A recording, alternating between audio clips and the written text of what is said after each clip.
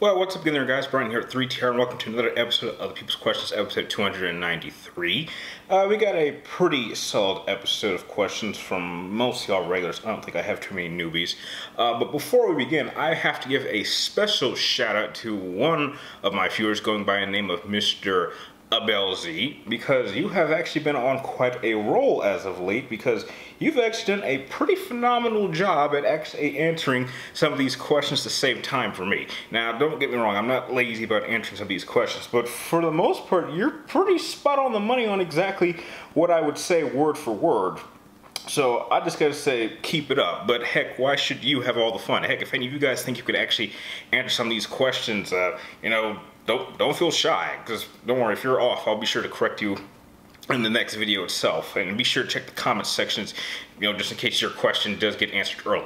So jumping right into them, the first question comes from Cassie J. Williams, and you want to know, what are my thoughts on the Nostalgia Critic? It's pretty entertaining. I'm definitely subscribed to him. He has an interesting take on what is nostalgic and what is not, because what I'm curious, like, when he means nostalgic, does he mean nostalgic for him or nostalgia in general? Because there's definitely some things in terms of movies or entertainment that I would find nostalgic that I don't think most people would think about it that way. But I absolutely do love his style. So yeah, I think he does some pretty phenomenal work. Next question comes from Good Neutral Evil Chaos, and you want to know, who do I think will win the next death battle? Honestly, I can't really say, because I don't really know either one of those characters very, very well. So I'm gonna be going into that matchup pretty blind. So I'm curious to see who will end up winning that match. Next question comes from, hang on.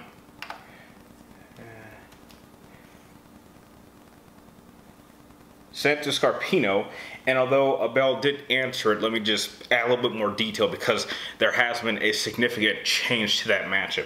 And you want to know, why did I decide to use Devil May Cry 1 Dante over Devil May Cry 2 or 4 Dante in my next matchup against Cloud from Advent Children? I just like to let everybody know this, and please spread the word. That matchup has been changed. Cloud is no longer in that matchup. And the reason Cloud is not in that matchup is I don't think it makes much sense to use Cloud in the season finale just to use him for the season opener for season 4 when he goes up against Squall. And the reason I pushed that matchup back to, I believe, January is because I actually want to get some footage from Final Fantasy Dissidia of actually Cloud and Squall fighting. So that's why I pushed that matchup. So in Cloud's place, I decided that instead of putting Advent Children Cloud in the match, I just thought, you know what, since my Virgil versus Sephiroth matchup was such a success, since it has like well over 100,000 views, why not bring Sephiroth back? But let's have this be a little continuation from that matchup. After getting his ass kicked from Virgil in last season's finale, this season finale, he's going to be a bit more prepared. So he's going to be going into this matchup on a blood rage mode. He's going to have all his powers. Ostensibly, he's going to be Sephiroth from Kingdom Hearts 2, but kind of in a rage mode. And since Dante kind of looks like Virgil, I think that might add as a, pretty serious motivation for Sephiroth to not be messing around with his opponents, not holding back, not wanting to use any of his powers, and just going straight at Dante full throttle. That should be an interesting matchup. Let's see if, let's see if Dante can kind of finish the work that Virgil started. So that is a major change. Please, if anyone doesn't know that, please let them know that Advent Children Cloud is no longer in that matchup, but instead Sephiroth is his substitute. So that's pretty much what we have. And to go back to your question, yeah, I picked Devil May Cry 1 for that matchup at the time because I thought it was the most balanced, and I still stand by that. So as it stands right now, it's going to be Devil May Cry 1 Dante going up against Sephiroth. Next question comes from...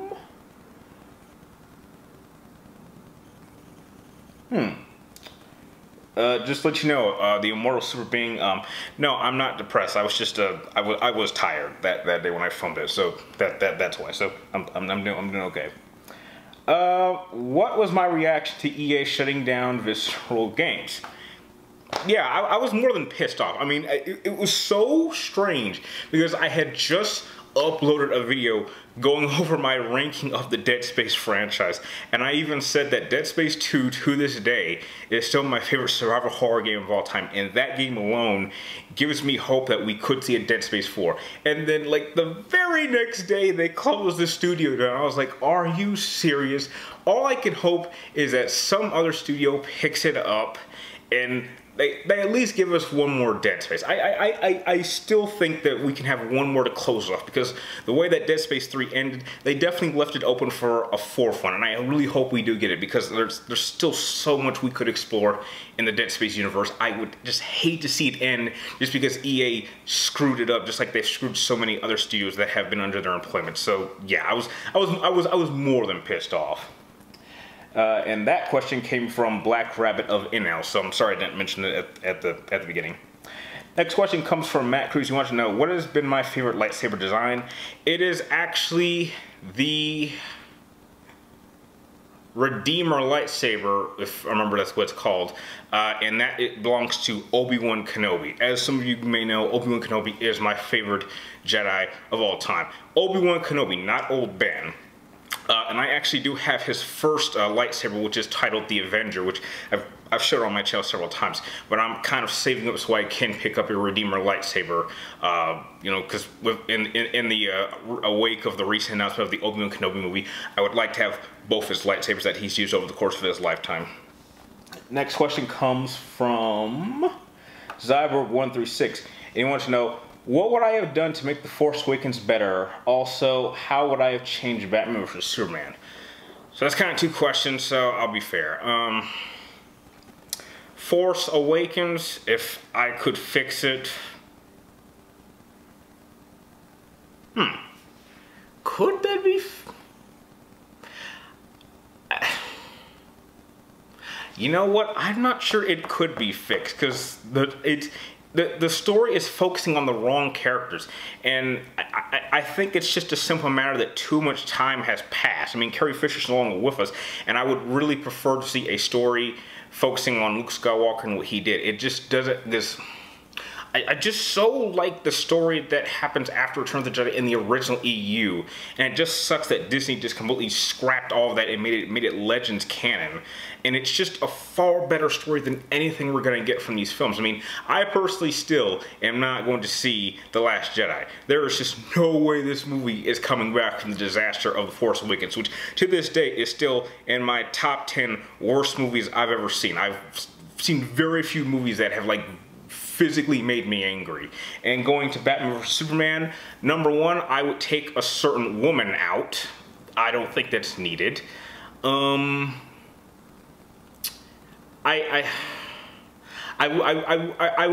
wouldn't make the whole Martha thing. I thought that was just stupid, and that's been, you know, made fun of all the time.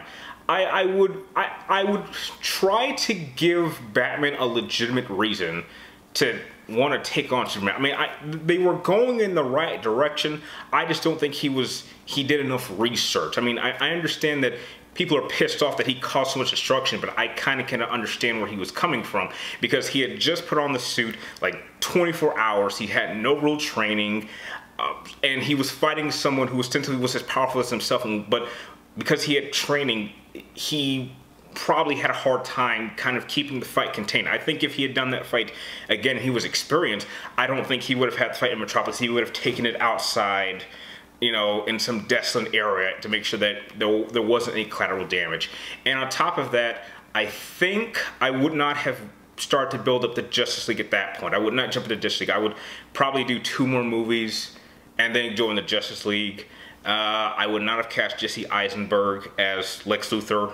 Or if they are going to do the whole, oh, that's not Lex Luthor, that's Lex Luthor's son, and then they cast a much better, more suitable actor to play Lex Luthor, because Jesse Eisenberg just did not work at all. I mean, there's just so many problems that movie had that, you know, I could do a whole video on, but those are just the quick changes that I would do to try to improve that film.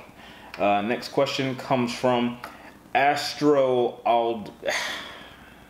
Right there, I'm sorry. Do you want to know, would I train in boxing?